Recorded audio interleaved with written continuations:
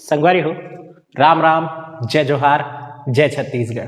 प्रणाम, शेखर है। मैं नॉलेज हब कोचिंग संचालित करता हूँ रायगढ़ छत्तीसगढ़ में, आपके अपन प्रदेश छत्तीसगढ़ में। संगवारी हो, आज 24 जनवरी है।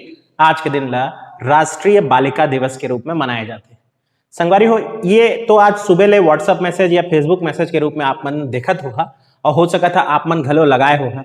लेकिन संगवारी हो, का जाना था आप मन कि आज के दिन ला राष्ट्रीय बालिका दिवस के रूप में कब ले चुनी गई? 2008 लेकर शुरुआत हुई से, जब ले हर साल हमन आज के दिन ला राष्ट्रीय बालिका दिवस के रूप में मनाथन। फिर सवाल ये उठते कि काबर ऐसे का खास बात है आज के दिन में 24 जनवरी में कि एला हम राष्ट्रीय बालिका दिवस के रूप में मनाथन। एक कर संगवारी हो, सीधा से जवाब है भारतवर्ष ला यानी हमर देश ला पहली बार महिला प्रधानमंत्री आजे के दिन मिले रही। सन रही 1966 के 24 जनवरी के दिन श्रीमती इंदिरा गांधी आज प्रधानमंत्री के पद ला ग्रहण कर रहे। तेकर बाद वो दिन के याद में आज के दिन ला यानी राष्ट्रीय बालिका दिवस के रूप में मनाए जाए के फैसला करे गई।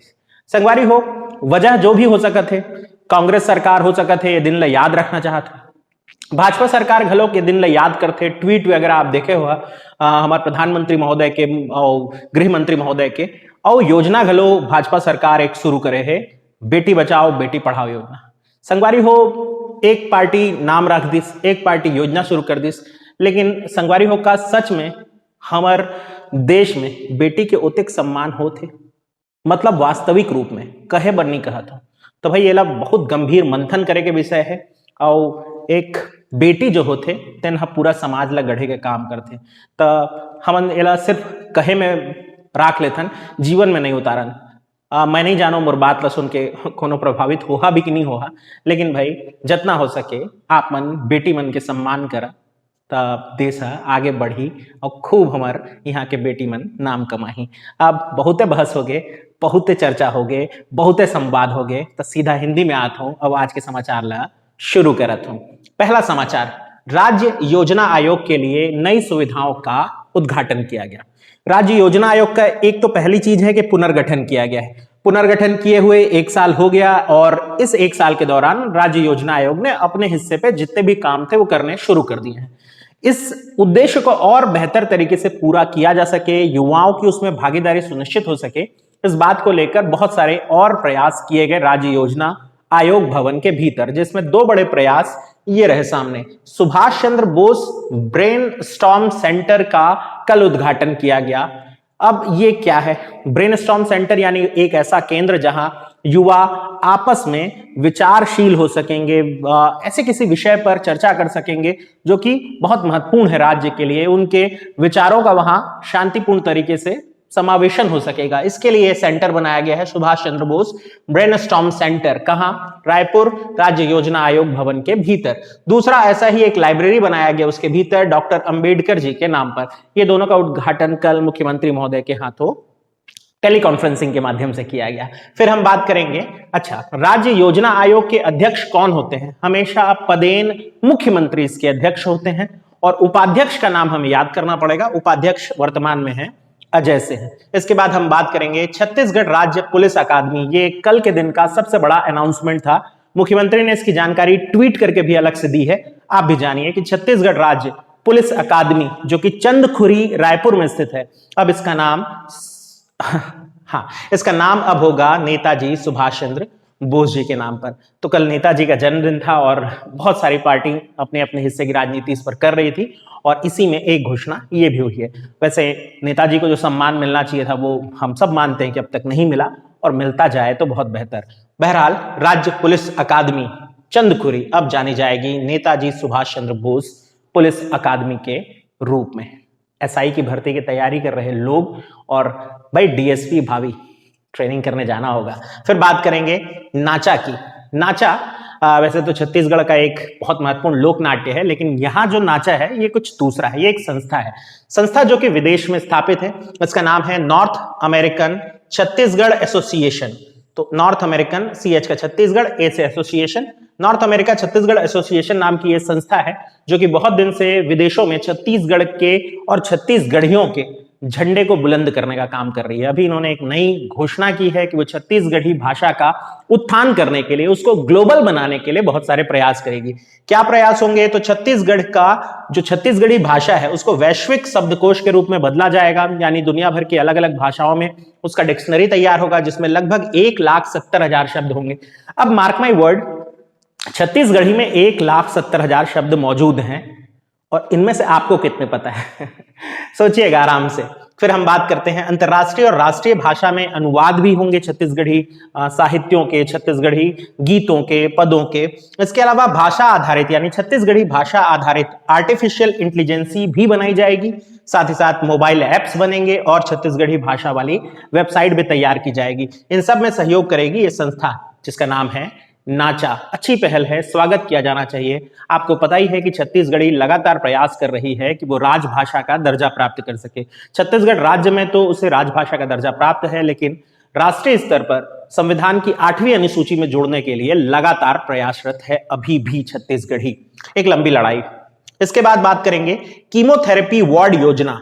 ये एक बहुत महत्वपूर्ण योजना है जो छत्तीसगढ़ में अनाउंस की गई थी और फाइनली अब इसमें काम शुरू हो गया। कीमोथेरेपी का संबंध कैंसर की चिकित्सा से है। कैंसर की चिकित्सा बहुत महंगी होती है और हर कोई इसको अफोर्ड नहीं कर सकता। तो भाई अगर ये शासकीय रूप में कम खर्च पर मिले तो कितना ही बेहतर हो। इसी बात को सोचते हुए कीमोथेरेपी वार्ड योजना जो 5-5 बेड वाली होगी, हर जिले में इसकी शुरुआत की जाएगी। इसका अनाउंसमेंट किया हमारे स्वास्थ्य मंत्री टीएस सिंहदेव जी ने, और उन्होंने इसकी शुरुआत कहां से की? नवापारा अंबिकापुर से। वहां यह पहला बन गया है। अब ऐसा प्रत्येक जिले में 5-5 बेड वाला कम से कम एक कीमोथेरेपी सेंटर जरूर बनेगा। अब बात करते हैं सरगुजा के ही एक और समाचार से। सरगुजा स्वीप कार्यक्रम में राज्य स्तरीय अवार्ड के लिए चुना गया जिला बन गया। अब इसमें 2 चीजें सामने आती हैं। पहला ये कि स्वीप कार्यक्रम है क्या, और दूसरा ये कि ये कौन संचालित करता है। तो स्वीप जो कार्यक्रम है ये मतदाता जागरूकता कार्यक्रम है। मतदाता जागरूकता कार्यक्रम के रूप में अगर इस स्वीप को देखें तो SW नहीं होकर के SV है, EEP स्वीप, यानी systematic voters education and electoral participation programme. इसके माध्यम से मतदाताओं को वोट देने की प्रक्रिया की जागरूकता और क्यों महत्वपूर्ण है वोट देना, इसकी जिला स्तर पर अलग अलग इकाई गठित करके प्रयास कराया गया था। जिला कलेक्टरों को इसके निर्देश दिए गए थे और बहुत बड़े स्तर पर यह कार्यक्रम चला था। अब चुनाव आयोग इसको प्रदान करेगा और हमारे जो चुनाव आयुक्त हैं उनका नाम है रीना कंगाले जी। ये प्रश्न पूछ सकता है, आप बहुत ध्यान रखेंगे, कौन है मुख्य निर्वाचन आयुक्त? रीना बाबा साहेब कंगाले। और स्वीप कार्यक्रम में कौन सा जिला अवार्ड रिसीव कर रहा है? जिला सरगुजा। तो उम्मीद करता हूं आप स्वीप भी समझ गए और ये बाकी डिटेल भी जान गए। तो अब हम बात करेंगे अगले समाचार पर। अगडी हवाई पट्टी बहुत दिन से चर्चा में है। अगडी हवाई पट्टी जशपुर में निर्माणाधीन है, बन ही रही है। लगभग 3 साल हो गए हैं इसको निर्माण होते होते। 1200 मीटर लंबी यहाँ एक ट्रैक ऑलरेडी मौजूद है, एक पट्टी ऑलरेडी मौजूद है जिसमें विमान उतरते हैं, लेकिन इसको और लंबा करने का प्रयास किया जा रहा था। 300 मीटर और बनाया जाना था, जिसके लिए राशि की कमी आ गई है, जिसको अगले बजट में लाया जाएगा। ऐसी न्यूज आज प्रकाशित हुई तो मुझे लगा आपको बताना चाहिए। कार्य पूरा करने के लिए अभी 11 करोड़ और चाहिए। अगडी हवाई पट्टी जो है वो जब बन जाएगी तो 1200 ये हो गया और 300 और, यानी 1500 मीटर लंबी पट्टी बन जाएगी। अगर मैं शायद पहले 1500 बोल गया था तो माफी चाहूंगा। 1200 और 300 मिलाकर के 1500 मीटर लंबी पट्टी बन जाएगी और यहां तब 40 सीटर विमान उतर सकेगा। अच्छी बात होगी, बन तो जाए। फिर आप देखते हैं अगली न्यूज को। दलपत सागर नौकायन प्रतियोगिता, जो मुझे लगातार सुन रहे हैं उनको पता ही होगा, ये मैं न्यूज पहले ही बता चुका था कि दलपत सागर में एक नौकायन प्रतियोगिता होने वाली है, जिसमें बस्तर तो भाग लेगा ही लेगा, हमारे निकटवर्ती उड़ीसा के नाविक भी भाग लेने वाले हैं। जैसे केरल में राष्ट्रीय स्तर की नौकायन स्पर्धा होती है, वैसे ही एक नौकायन स्पर्धा छत्तीसगढ़ के बस्तर अंचल में शुरू की जा रही है। अभी मैं केरल पर बाद में आता हूं, पहले दलपत सागर वाली प्रतियोगिता के बारे में बताता हूं। इसका आयोजन आज जब आप ये न्यूज सुन रहे हैं तो हो रहा होगा, जबकि इसमें अवार्ड जो है वो 26 जनवरी को मुख्यमंत्री महोदय के हाथों दिए जाएंगे। इसमें बस्तर संभाग के सभी नाविक तो हिस्सा ले रहे हैं, साथ ही साथ निकटवर्ती जो प्रदेश है उड़ीसा, वहां के नाविक भी इसमें भाग लेंगे। अब बात करते हैं कि केरल में होने वाली राष्ट्रीय नौकायान स्पर्धा क्या है। तो भाई केरल में जो नौकायान स्पर्धा होती है, राष्ट्रीय स्तर की सबसे बड़ी नौकायान स्पर्धा मानी जाती है। केरल में एक झील है, झील का नाम है वेम्बनाड और उस पर एक द्वीप है, द्वीप का नाम है वेलिंगटन द्वीप। उस वेलिंगटन द्वीप से ये नौकायान स्पर्धा होती है। आपने शायद टीवी एड वगैरह में इसको देखा होगा, जब इसमें एक नाव में बहुत सारे जो नाविक होते हैं वो चप्पू चलाते हुए एक स्पर्धा करते हैं। और अगर नहीं देखी तो आपने शायद बागी वन, हाँ फिल्म देखने के अगर शौकीन है तो बागी वन जो फिल्म थी, अब ये इतना 2-3 बना रखे हैं ना, क्या करें, वन बताना पड़ता है। तो बागी वन जो फिल्म थी उसमें हमारे जो खलनायक का किरदार निभा रहे थे सुधीर बाबू, बहुत डिटेल हो गया, फिल्म से नहीं चाहिए डिटेल, चलिए आपकी मर्जी। लेकिन अगर आपने वो फिल्म देखी है तो उसमें ये सीन दिखाया है जहां नौकायान स्पर्धा हो रही होती है। तो बस वैसे ही स्पर्धा हमारे अपने छत्तीसगढ़ के सबसे बड़ी झील दलपत सागर पे भी होगी। दलपत सागर पे बाकी डिटेल मैं आपको ऑलरेडी बताता आया हूं, तो आप अपडेटेड होंगे। फिर हम बात करते हैं अगली न्यूज पर। बस्तर से ये समाचार भी, युवोदय अकादमी बस्तर, इसका उद्घाटन मुख्यमंत्री महोदय के द्वारा होगा और 25 जनवरी को इसका उद्घाटन किया जाएगा। इस न्यूज को थोड़ा सा और समझते हैं। ये जो युवोदय अकादमी है बस्तर की, 3 मंजिला बिल्डिंग होगी। हर मंजिल पर अलग अलग तरह की गतिविधियां संचालित होगी। बच्चों से लेकर बुजुर्गों तक के लिए ज्ञानवर्धक किताबें और तरह तरह के और आयोजन किए जाएंगे, जिससे उनका लर्निंग प्रोसेस, सीखने की जो प्रक्रिया है वो बढ़ सके। इसमें सबसे खास बात मुझे जो लगी वो है तीसरे मंजिल का स्ट्रक्चर। तीसरे मंजिल में भारत का एक वर्चुअल मैप मौजूद होगा, जहां बच्चे जा करके, जो 10वीं क्लास तक के बच्चे हैं वो जा करके उस मैप के जरिए अपने देश को, अपने प्रदेश को कितने बेहतर तरीके से जान सकेंगे वर्चुअल मैप के माध्यम से। हर चीज डिजिटल हो गई है। हाँ, हम आज तक पुराने ढर्रे पे हैं। मेरी काफी आलोचना होती है कि डिजिटल बोर्ड क्यों नहीं लगाता। भाई सेटअप के लिए पैसे लगते हैं और मैं वो अर्न कर रहा हूँ। जब हो जाएगा सब कुछ तो मैं आपको डिजिटल भी दिखाई दूंगा, आपका साथ नहीं छोड़ने वाला, और आपके सहयोग से ही संभव होगा। तो मैं बना हुआ हूँ। बहरहाल न्यूज पे वापस आते हैं। तो युवोदय अकादमी, इसका उद्घाटन करेंगे मुख्यमंत्री महोदय। 3 मंजिला बिल्डिंग होगी और एक कमाल का अपने किस्म का पहला केंद्र है जो बन रहा है बस्तर में। अब बात करते हैं जगदलपुर जिला ग्रंथालय। ये न्यूज भी पुरानी है, लेकिन चूंकि उद्घाटन होने वाला है तो वापस से आया है। जगदलपुर जिला ग्रंथालय लाला जगदलपुरी जी के नाम पर किया गया है। इसका उद्घाटन भी अभी हो जाएगा 25 जनवरी को। लाला जगदलपुरी के बारे में मैं पूरी जानकारी आपको मेरे पहले के वीडियोज में बता चुका हूं। अगर आप जुड़े हुए हैं तो जानते होंगे। बहरहाल अगर नहीं जानते तो सरल शब्दों में जान लीजिए। लाला राम श्रीवास्तव इनका असली नाम यही था और जगदलपुर यानी बस्तर क्षेत्र के बहुत जाने माने साहित्यकार रहे हैं लाला जगदलपुरी। हल्बी भाषा में क्या ही लिखते थे। फिर बात करेंगे आरपीएफ पोस्ट कोरबा की।